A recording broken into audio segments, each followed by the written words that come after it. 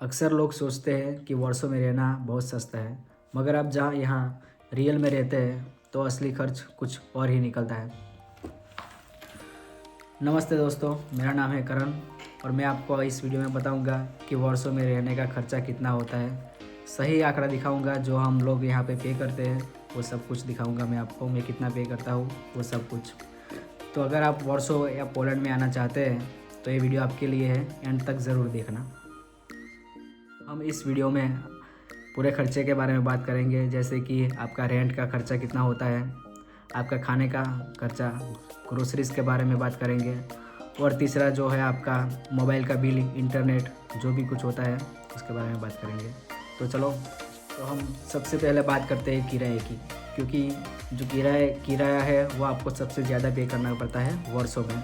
वही सबसे ज़्यादा आपका बड़ा खर्चा होगा रहने का। अगर आप सिटी सेंटर में रहते हैं तो आपको ज़्यादा किराया देना पड़ सकता है। अगर आप आसपास के एरिया में रहते हैं तो आपका किराया थोड़ा कम होगा सिटी सेंटर के हिसाब से। अगर हम एक व्यक्ति की बात करें तो आपका खर्चा होगा सिर्फ रहने का। जो रेंट के बारे में बात करें तो एक हज़ार ज़्लोती आपको पे करना पड़ेगा, जहाँ पर आपको सिर्फ सोने के लिए बेड मिल सकता है। और जो किचन होगा वो कॉमन होगा, आप सभी लोग यूज़ करेंगे। कॉमन किचन में ऐसा ही होता है कि सभी लोग यूज़ कर सकते हैं, मगर जो आपका बेड होगा वो आपको मिलेगा, उसका खर्चा रहेगा 1000 ज़्लोती। अगर आप यहाँ पे स्टूडियो अपार्टमेंट ख़रीदते हैं तो आपको वो मिलेगा स्टूडियो अपार्टमेंट 2500 के आसपास।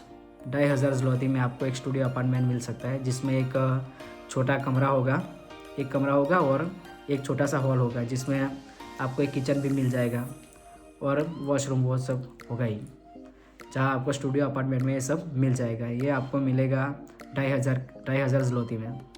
अगर आप 4-5 लोग हैं और सब लोग साथ में मिलकर एक घर लेना चाहते हैं तो आपको 2 BHK की बात करें तो आपको जिसमें 2 बड़े कमरे मिल जाएंगे और एक बड़ा सा हॉल मिल जाएगा और एक किचन और बाथरूम। वो आपको मिलेगा 4500 ज़्लोती में यहाँ पर।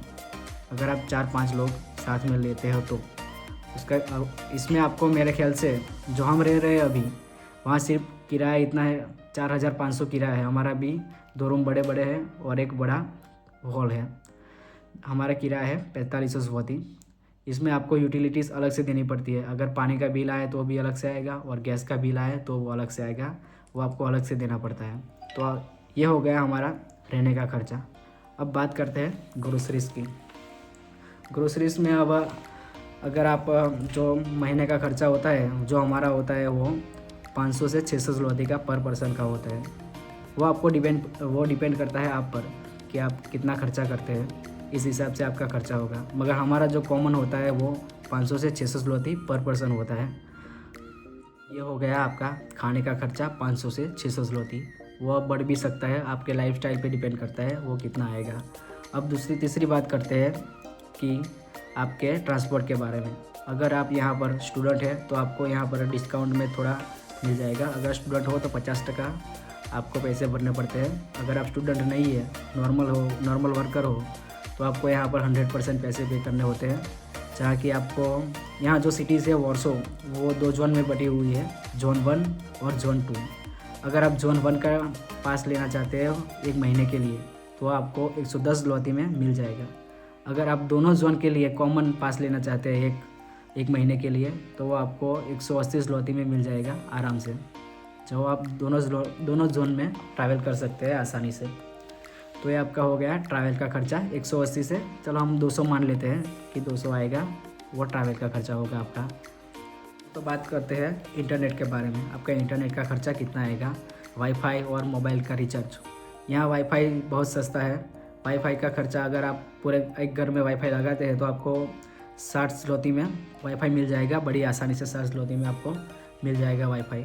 अगर मोबाइल के रिचार्ज की बात करें तो वो कॉमन की पहला जो अलग अलग प्लान होते हैं, जैसे हमारे इंडिया में भी होते हैं अलग अलग प्लान, तो आपको यहाँ पर 35 ज़्लोती में कॉमन वाला प्लान मिल जाएगा, जहाँ पर इंटरनेट प्लस कॉलिंग होगी। इंटरनेट होगा वो मैं जो रिचार्ज करवाता हूँ वो है 35 ज़्लोती का, वो जहाँ आपको 75 GB नेट मिल जाता है और कॉल्स अनलिमिटेड होते हैं। ये खर्चा हो गया आपका मोबाइल का जो होगा 35 ज़लोती प्लस आपका वाईफाई का खर्चा होगा 60। ये था अपना कॉमन खर्चा जो हम महीने में पे करते हैं। अगर एक्स्ट्रा की बात करें तो अपनी वो लाइफस्टाइल पे निर्भर करता है कि आप कहीं कहीं बाहर घूमने जाते हैं तो वो आपका एक्स्ट्रा खर्चा होगा। कई बार खाना खाते हैं, बाहर कॉफ़ी भी कोई भी कुछ खरीदते हैं तो आपको उनका खर्चा अलग से गिनना पड़ेगा। ये था आपका जो रहने का खर्चा, खाने का खर्चा प्लस मोबाइल का और ट्रैवल, जो भी आपका नॉर्मल महीने का खर्चा रहता है ये वही है। ये इतना हम बाद में उनका टोटल बनाएंगे जो कितना होता है वो देखते हैं।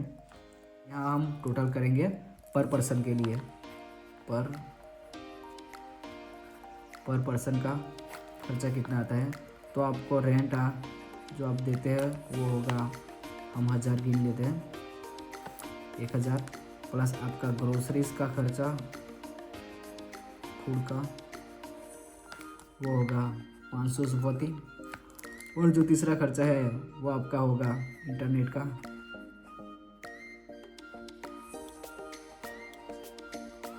वो आप पे करेंगे 60 प्लस 35 ज़लोती, वो होगा आपका 95 प्लस आपका ट्रांसपोर्ट जो आप पे करेंगे 200। तो आपका टोटल मिलाकर तो आपका जो यहाँ टोटल होता है वो होता है 1795 ज़लोती। ये आपका मंथली कॉस्ट होगा यहाँ पोलैंड में रहने के लिए। जो आप यहाँ रेंट पे करेंगे, आपका ग्रोसरीज का खर्चा होगा, इंटरनेट और ट्रांसपोर्ट का जो आपका खर्चा होगा 1795 ज़लोती। जो खर्चा है आपका पोलैंड में जो रहने का खर्चा है बस इतना आएगा। तो भाई अब मैं आपको बता दूं कि पोलैंड में रहना पोलैंड किसके लिए बहुत अच्छा है। तो भाई यहाँ स्टूडेंट वर्कर्स के लिए, स्टूडेंट के लिए, सभी के लिए बहुत अच्छा है वर्सो में रहना। और अगर आप वर्सो में आके अपना करियर स्टार्ट करना चाहते हो तो ये बहुत बड़ा अच्छा ऑप्शन हो सकता है।